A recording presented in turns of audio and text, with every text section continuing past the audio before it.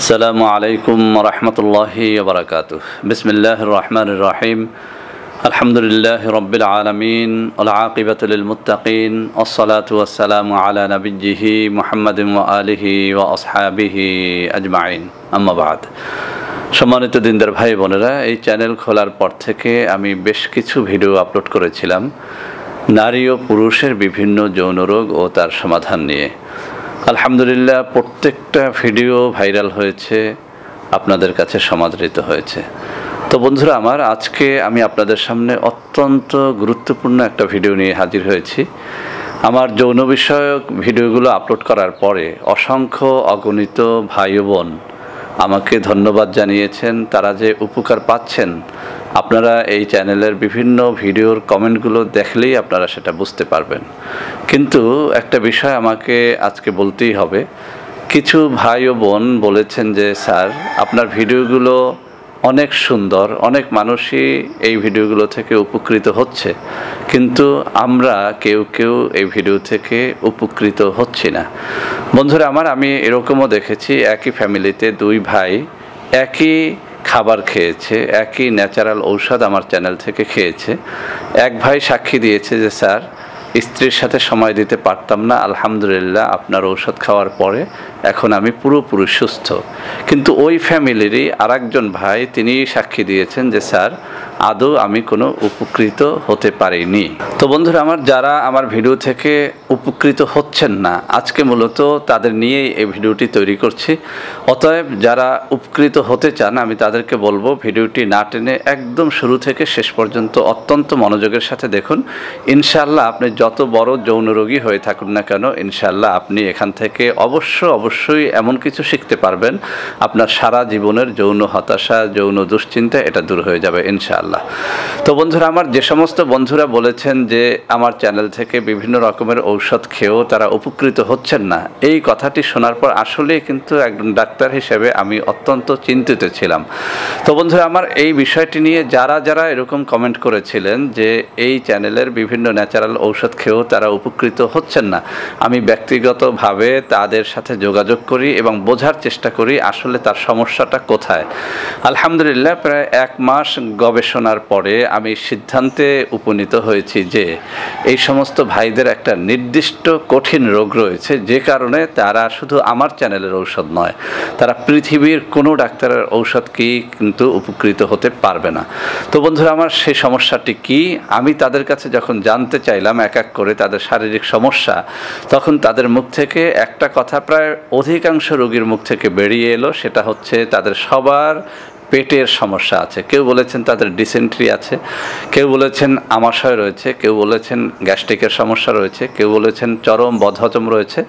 তো বন্ধুরা আমার, আমি আজকে এমন দুটো ঔষধের কথা আপনাদের সামনে বলবো, ইনশাআল্লাহ যারা এই বদহজম, গ্যাস্ট্রিক, আলসার এবং ডিসেন্ট্রি সহ নানা রকম পেটের জটিলতার কারণে কোনো ধরনের ঔষধ খেয়ে উপকৃত হচ্ছেন না, এই ওষুধ দুটো তারা খাওয়ার পরে ইনশাআল্লাহ উপকৃত হবেন। তো বন্ধুরা আমার, আমি একটু বুঝিয়ে বলি। আমরা যে সমস্ত খাবার খাই, সেটা ডিম হতে পারে, দুধ হতে পারে, অথবা যৌন উত্তেজক যেমন শিমুল মূল, শতমূল, রসুন, এরপরে মধু ইত্যাদি হতে পারে। কিন্তু যত খাবারই আমরা খাই, এই খাবারটা কিন্তু সবার আগে চলে যায় পেটে।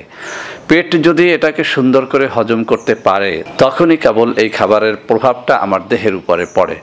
অর্থাৎ পেট যখন এই খাবারটাকে সুন্দর করে হজম করে, তখনই আপনি যে উদ্দেশ্যে খাবারটা খেয়েছেন সেটার ফলটা কিন্তু আপনি লাভ করতে পারেন।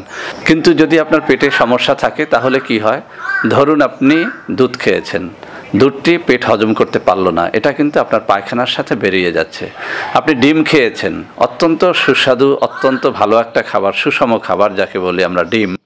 এই ডিম যখন আপনি খাচ্ছেন, আর ডিম যদি আপনার পেট সঠিকভাবে হজম করতে না পারে, তাহলে কিন্তু এই ডিম আপনার পেট থেকে আপনার পায়খানার সাথে সমস্ত শক্তিটা বেরিয়ে যাচ্ছে।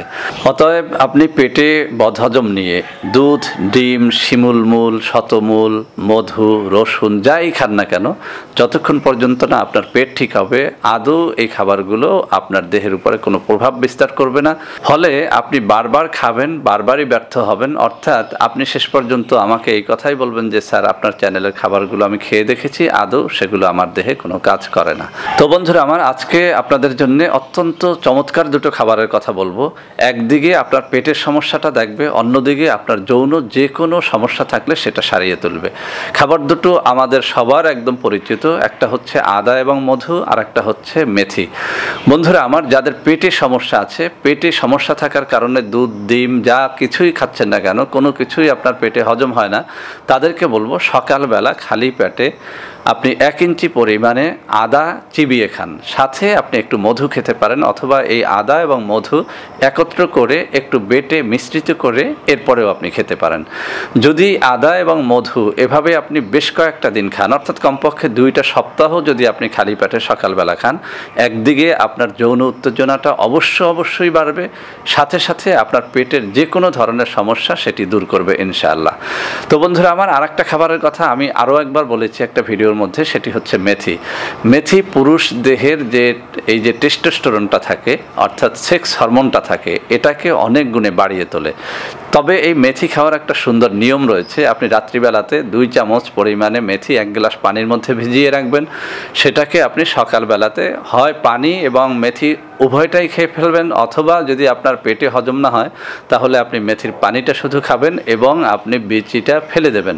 এভাবে করে সকালেও আপনি ভিজিয়ে রাখবেন, ওই একই নিয়মে রাত্রিবেলাতেও খাবেন। এতে যেটা হবে, আপনার গ্যাস্ট্রিক জনিত যত ধরনের সমস্যা রয়েছে, পেটের বদহজম জনিত যত ধরনের সমস্যা রয়েছে, এটা নিমিষেই দূর হয়ে যাবে ইনশাআল্লাহ। আপনারা পরীক্ষা করে দেখতে পারেন, মেথি 1 সপ্তাহ থেকে 2 সপ্তাহ কেউ খেলে তার গ্যাস্ট্রিক আদৌ থাকতে পারে না। এটি পরীক্ষিত। আমার জীবনে, আমার ফ্যামিলিতে আমি অসংখ্য রোগীর মুখ থেকে এই জিনিসটা শুনেছি। অতএব বন্ধুরা আমার, প্রমাণিত সত্য যে মেথি আপনার দেহের বা আপনার পেটের যে কোনো ধরনের সমস্যাকে খুব দ্রুত লাঘব করে দিতে পারে। আর মেথির ভিতরে রয়েছে এই টেস্টোস্টেরন বা পুরুষ হরমোনটাকে বৃদ্ধি করার, সেক্স হরমোনটাকে বৃদ্ধি করার এক জাদুকরী শক্তি। অতএব যারা খালি পেটে সকালবেলাতে এই মেথির পানি খাবেন এবং রাত্রেও কমপক্ষে খাবার আধা ঘন্টা আগে মেথির পানি খাবেন, আমি চ্যালেঞ্জ ছুড়ে দিয়ে বলছি, আগামী 15 দিন পরে এই যারা দুটো খাবার খাবেন, মধু এবং আদা এবং সেই সাথে মেথির পানি, আমি চ্যালেঞ্জ ছুড়ে দিয়ে বলছি ইনশাল্লাহ আগামী 2 সপ্তাহ পরে আপনারা ফোন করতে বাধ্য হবেন যে স্যার আমরাও এখন সুস্থ, যে কোনো যৌন উত্তেজক খাবার কিন্তু এখন আপনি হজম করতে পারবেন, আপনি পরীক্ষা করে দেখেন।